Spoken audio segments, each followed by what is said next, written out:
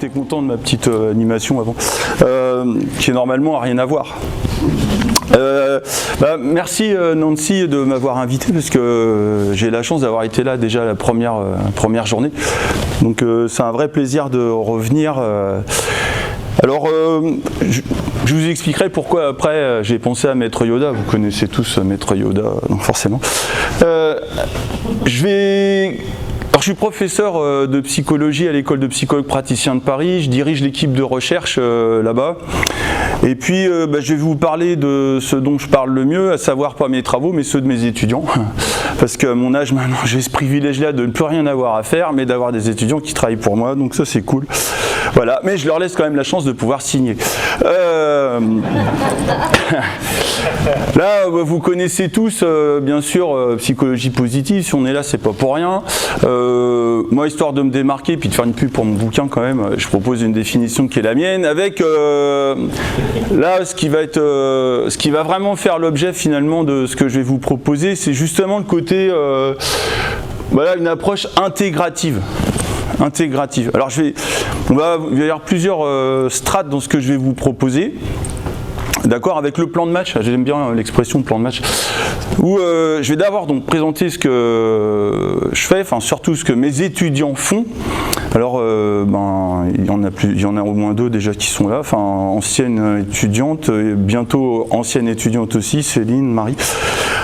Alors je vais commencer par des études que j'ai pu faire, c'est cool, dans le champ de l'éducation. Alors champ de l'éducation qui m'est cher puisque moi j'ai été professeur d'éducation physique et sportive pendant 18 ans, j'ai fait 15 ans 13 ans en lycée pro industriel, un peu hard, puis après sur une erreur, vous savez en France je pense pas que ce soit que chez nous, faut cocher des cases quand on demande à muter, j'ai oublié de cocher une case, donc au lieu de me retrouver dans un établissement super cool, je me suis retrouvé dans un collège de réseau d'éducation prioritaire, donc là voilà, mais j'ai vraiment, c'est mon ADN au départ, l'éducation physique, le sport, alors j'étais athlète de haut niveau aussi avant, donc tous ces aspects-là, c'est des choses vraiment qui me touchent.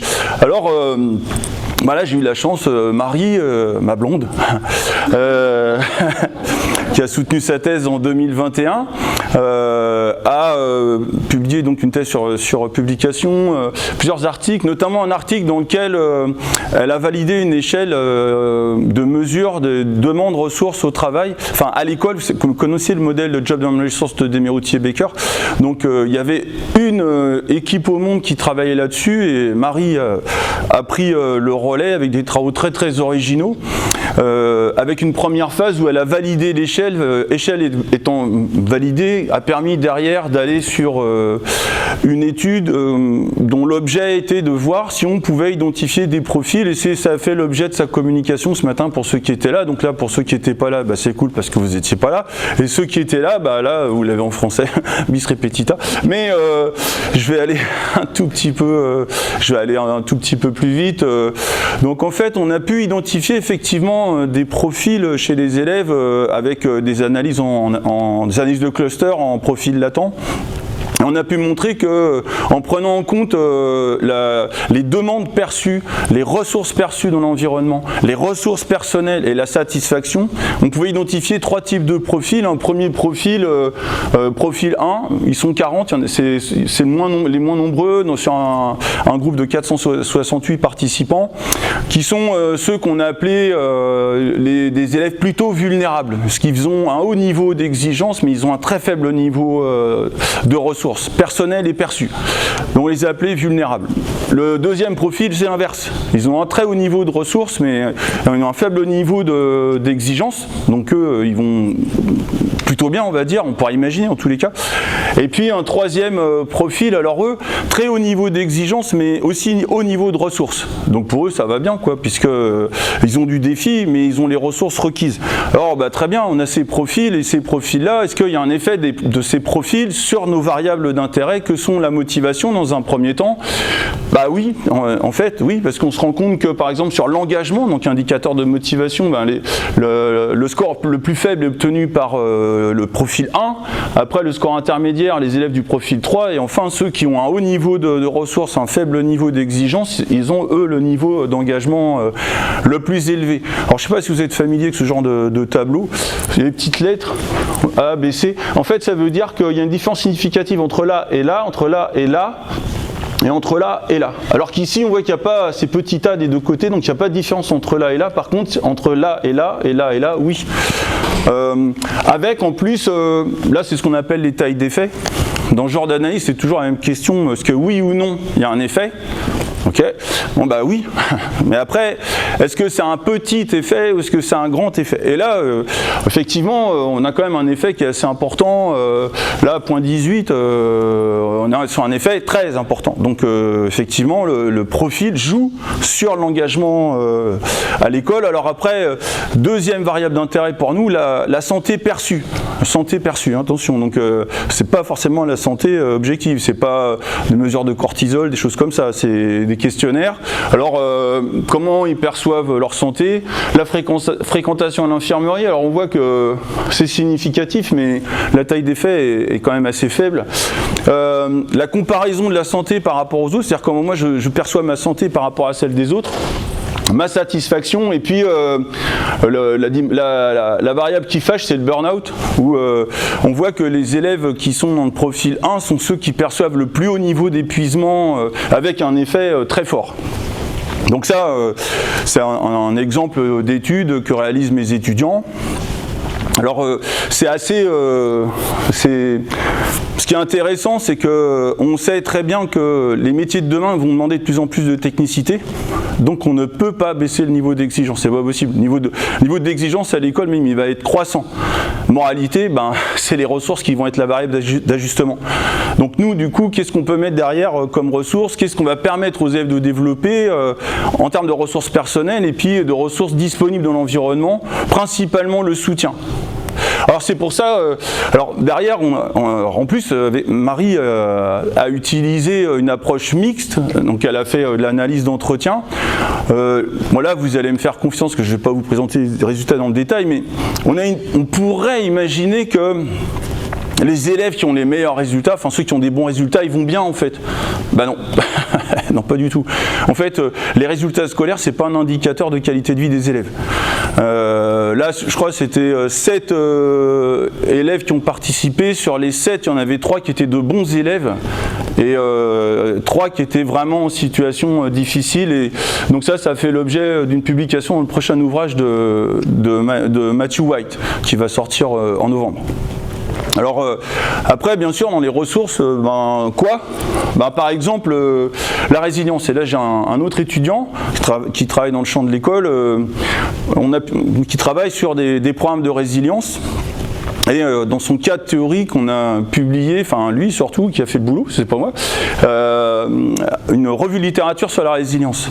Alors, je ne vais peut-être pas trop ouvrir la boîte de Pandore, mais la résilience, c'est un concept qu'on met à toutes les sauces. D'accord, on la met tellement à toutes les sauces que des fois c'est peut-être plutôt du coping que vraiment de la résilience. Moi, ça a fait l'objet d'une discussion âpre avec mon alcoolique Cyril Tarquinio, enfin mon acolyte Cyril Tarquinio, avec qui on a publié quelques ouvrages. Il est vraiment très très bon, et c'est vrai que la chose de mon point de vue la plus importante quand on parle de résilience, alors il y a pas mal de choses, hein. Quand on est nord-américain, européen, on ne parle pas de la même chose. Quand on est en psycho de l'éducation, en psycho, on ne parle pas de la même chose. Quand on est psychiatre et psychologue, on ne parle pas de la même chose. À un moment donné, on parle de quoi? Est-ce que c'est le même mot? En fait, ce que dit Cyril, c'est que tout dépend comment l'événement s'inscrit dans la vie de la personne. Moi, j'ai un copain qui était super bon militaire. Imaginons, s'il avait été au Bataclan, je pense que ça l'aurait choqué, les attentats du Bataclan. Mais je pense qu'il s'en serait sorti assez bien parce qu'il a des routines. Il était militaire pendant longtemps, tout ça. Je pense que ça n'aurait pas marqué comme moi, ça m'aurait marqué. Le même événement, ça aurait eu des conséquences complètement différentes. Puis Une mauvaise note à l'école, c'est quoi une mauvaise note pour un gamin?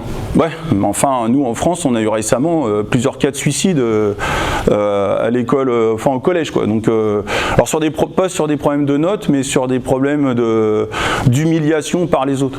On n'est pas équipé pareil. Donc là, bon bah voilà. Alors je vais faire comme, je ne sais pas si vous connaissez au Québec, vous savez sauter du coq à l'âne. Là je vais passer à l'âne après être passé par le coq. Alors j'ai aussi des études dans le champ du cancer. Par exemple, alors cette étude-là, c'est quoi l'objectif? En fait, on se rend compte que l'activité physique, dans le cadre du cancer, ça a vraiment beaucoup d'effets bénéfiques. Ça a des effets bénéfiques pour plusieurs raisons. Distraction psychologique, on pense à autre chose qu'à la maladie. Activation de la boucle dopaminergique. Le fait de partager du temps avec des pairs, potentiellement ça joue aussi. Donc l'activité physique, vraiment c'est intéressant. Mais quoi? Les oncologues prescrivent, mais les patients ils font pas. Alors moi j'ai amené une touche psychopositive dans l'équipe à PMAC, donc je suis rattaché à plusieurs équipes. Moi je dirige mon équipe de recherche, mais je contribue, je suis aussi chercheur associé dans une équipe en santé publique. Puis moi je leur ai dit, alors j'ai dit vous êtes marrants les gars, vous vous posez la question de savoir pourquoi ils font pas. Mais en fait c'est pas ça la question, c'est ceux qui font, pourquoi ils font.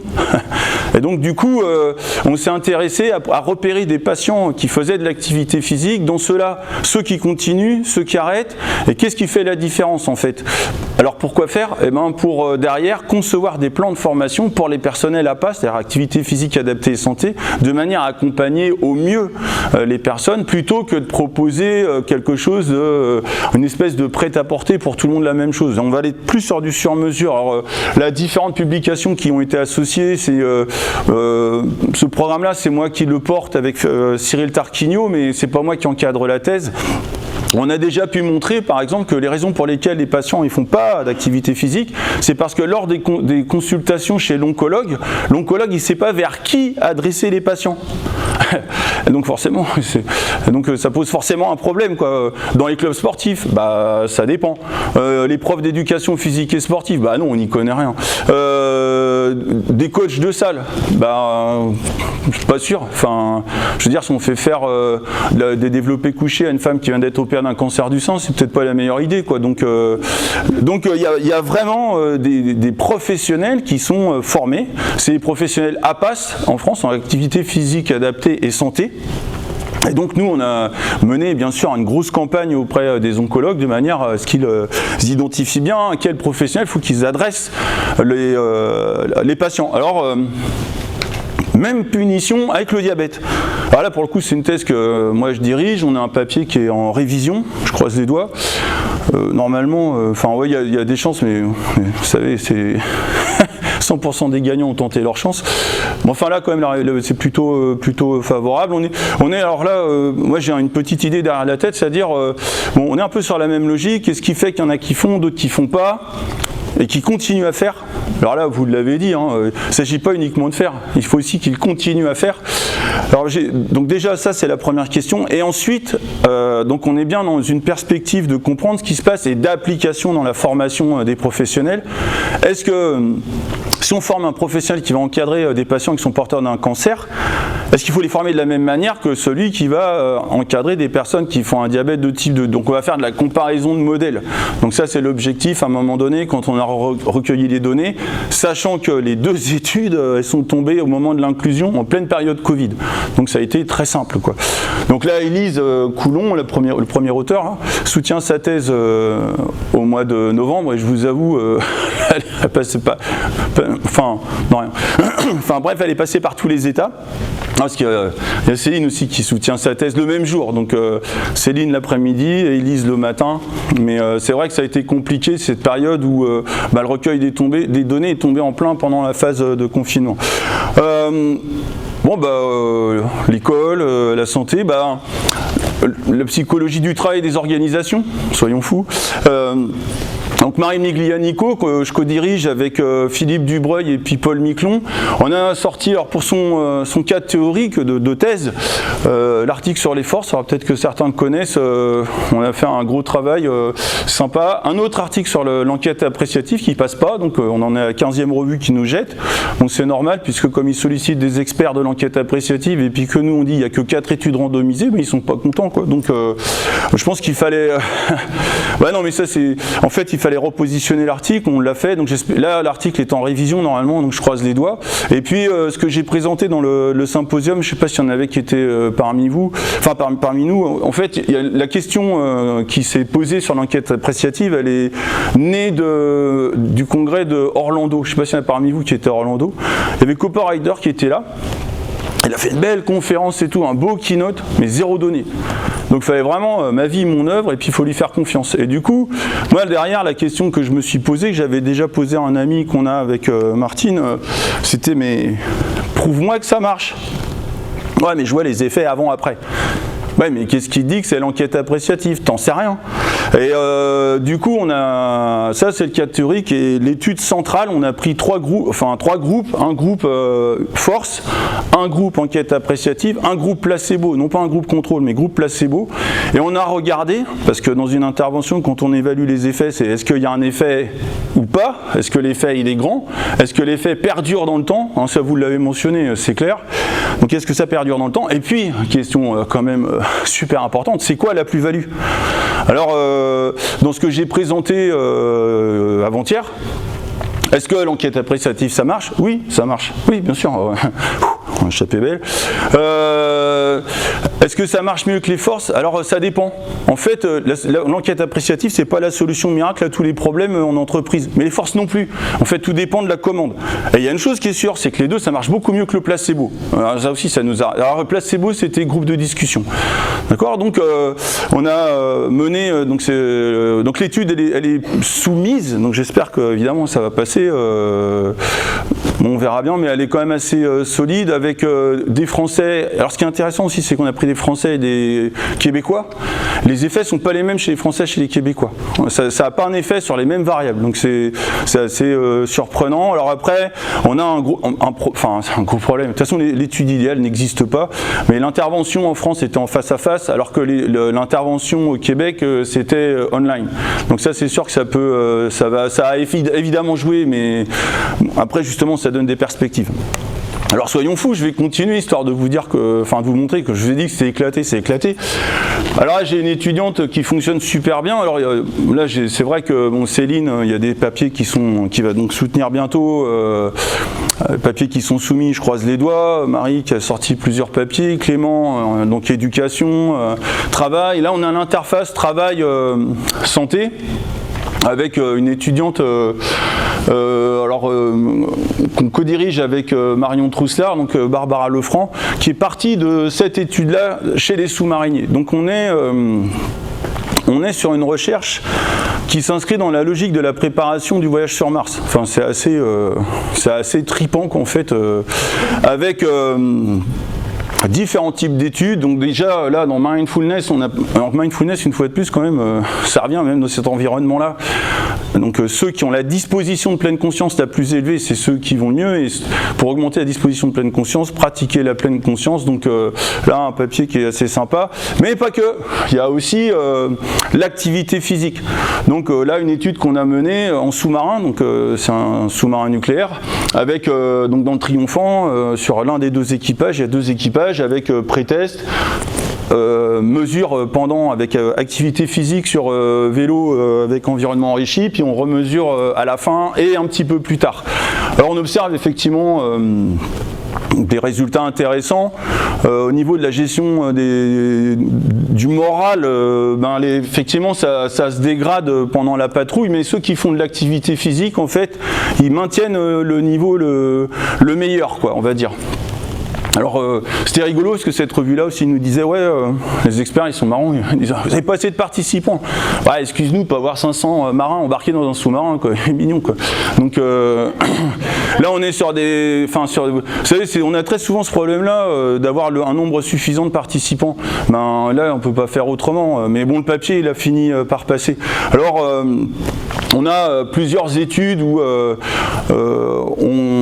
du coup comme vous vous doutez bien que monter dans une capsule spatiale c'est compliqué, donc on a pris ce qu'on appelle des analogues. Donc les analogues, les combinaisons NRBC, donc il y avait Louise qui était là, qui a proposé une communication avec Adrien, bon là c'était sur les pompiers, mais Louise a participé aussi sur combinaison NRBC, donc vous savez c'est protection chimique, bactériologique, nucléaire, donc là c'est très très confiné.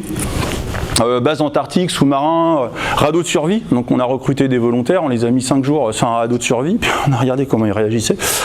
Donc pour aller après sur cette idée que c'est l'adaptation qui est au centre. Donc Barbara elle a sorti elle a ce papier là dans cette revue là où elle déroule en fait tous les mécanismes liés à l'adaptation avec un angle plutôt biologique, neurobio, neurosciences, ça va être compliqué.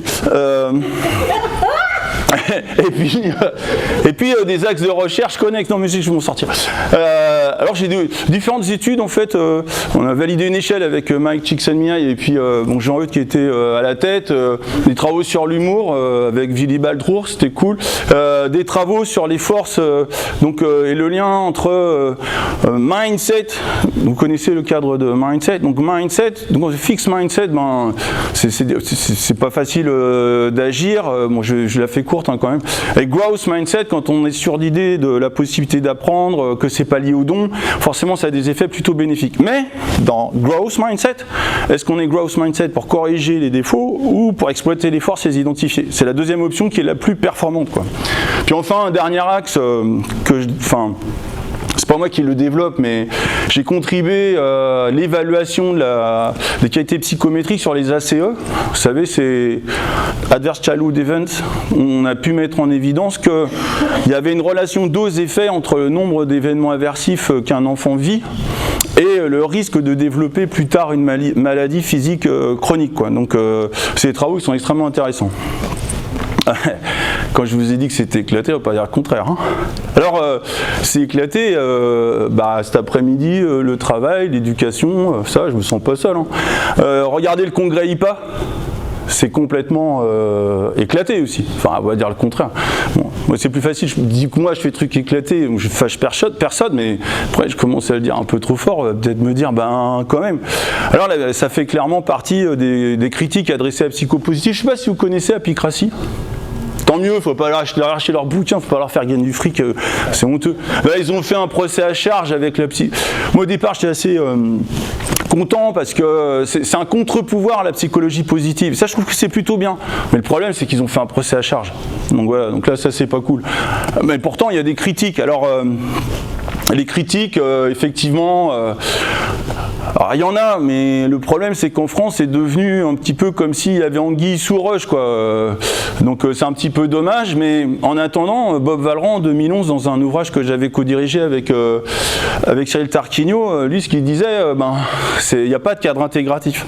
Donc je reviens à ma question de départ, intégratif, courant intégrateur, dans quelle mesure il est intégrateur? Et là, en fait ça c'est des questions chiantes quoi en fait. Est-ce qu'on trouve la psychologie partout? Est-ce que tout est psychopositif?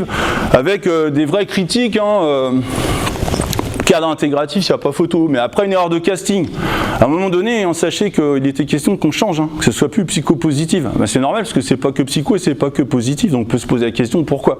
Donc Kim Cameron voulait que ce soit positive scholarship. Ouais, j'ai dit non, parce que le traduire en français, chers amis, content. Et puis en plus, on nous aurait dit c'est comme la psychopositive, donc c'est mort, c'est trop tard. Mais il y a eu une erreur de casting, ça c'est sûr. Et puis après des problèmes au niveau des cadres, parce que pendant longtemps on a transposé tel quel des cadres américains vers par exemple la France. Or ça fonctionne pas tout à fait comme ça parce qu'on a une autre manière de voir les choses. Problème de source, les personnes confondent la vulgarisation avec les approches scientifiques. Alors ça, c'est flagrant, très souvent c'est ça. Donc moi, quand on vient me chatouiller, je leur dis, va lire Journal of Happiness Studies, Journal of Positive Psychology. Voilà. Pour moi, c'est les deux revues principales.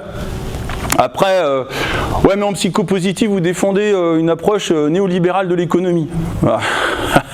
Attendez, les chercheurs, ils mettent en avant des choses qu'en fait la société civile, c'est autre chose. Donc ça, on n'y est pour rien. Hein. C'est comme ce qui a été reproché à Martin Seligman, comme quoi il aurait conçu des outils de torture pour la CIA. Ça m'étonnerait.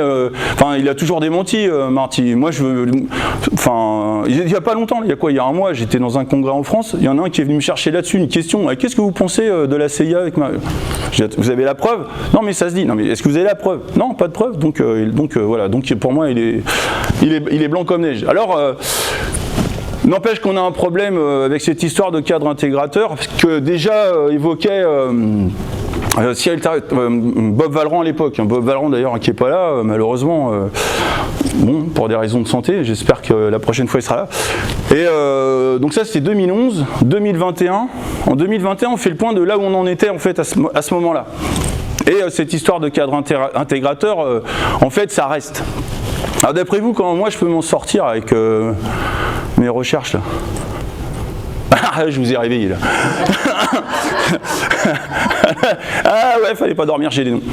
Ah mais ça pourrait être quoi le point de conjonction?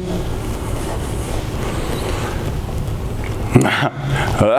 Pouf, pouf, pouf. Ah ben en fait, on pourrait avoir un premier niveau d'intégration. Tout premier niveau, c'est le point central, c'est l'éducation. À l'école, bon ben ça va, il n'y a pas photo. Comment éduquer les enfants, comment éduquer les profs, accompagner les profs, formation des profs, c'est quand même suffisamment ressorti. Dans le domaine de la santé, l'éducation thérapeutique et l'empowerment, la psychologie du travail et des organisations avec l'éducation managériale, le job crafting, comme tu le développes Céline, comme le fait Marine, comme aussi le fait Emma Parra, qui est en thèse aussi avec Philippe Dubreuil et moi, avec Paul Miquelon, elle travaille sur le phénomène de l'imposteur. C'est l'éducation, ça pourrait être un premier niveau. Ça pourrait être un premier niveau. Mais alors derrière l'éducation, l'intervention. D'accord. Mais pourquoi faire? Donc il faut un deuxième niveau de mon point de vue, parce que en psychopositive on retrouve tout plein de trucs quoi. Alors j'ai pas pris trop de risques, j'ai mis 3 petits points parce que je me suis dit j'en oublie, je vais me faire taper sur les doigts. Alors n'empêche qu'on fait quoi avec ça? Qu'est-ce qu'on fabrique avec ça quoi? Parce que Bob Vallerand en 2011 il disait peut-être la passion. Ouais, alors si c'est la passion, moi je fais quoi avec l'adaptation pour aller... Alors oui, ils sont peut-être passionnés, les astronautes, faut voir, mais en quoi c'est un cadre intégrateur quoi. Enfin, il disait peut-être les émotions, le cadre de Barbara Fredrickson. Ouais, mais enfin, tout n'est pas non plus émotion. Alors, moi, ce à quoi je me risque, en fait, c'est de considérer que, finalement, si on regarde l'ensemble de ce qui est... Moi, dans ce que moi je propose, c'est l'éducation, une éducation destinée à développer les ressources. Et au final, dans ce que j'ai pu écouter du congrès, il y a quand même beaucoup de questions des ressources, pas que les forces, parce qu'il y a d'autres choses que les forces, mais pour moi c'est vraiment intégré dedans, quoi. Et ça c'est un manuscrit que j'aimerais boucler. Du travail, ça a commencé plein de trucs à faire, donc voilà. Mais moi j'ai le sentiment que le cadre intégrateur finalement c'est sur les ressources. Et du coup, dans les différents types de psychologie, tout n'est pas ressources. Donc ça nous permet d'avoir à la fois des points de conjonction avec d'autres courants de la psychologie, mais aussi de nous différencier sur certaines choses et on pourra répondre que tout n'est pas psychopositif. Moralité, il y a vraiment un éclatement de la psychologie positive qu'on retrouve à travers les coms, mais l'éducation à un premier niveau, ça pourrait être un cadre intégrateur et derrière, possiblement, les ressources. Voilà, si vous voulez le diaporama, vous flashez et différentes équipes de rattachement au niveau recherche. Et 4e congrès francophone de psychologie positive, les 1er et 2 février à l'école centrale de Lyon. Il sera en hybride, donc ce sera aussi en visio. Voilà, je vous remercie pour votre attention.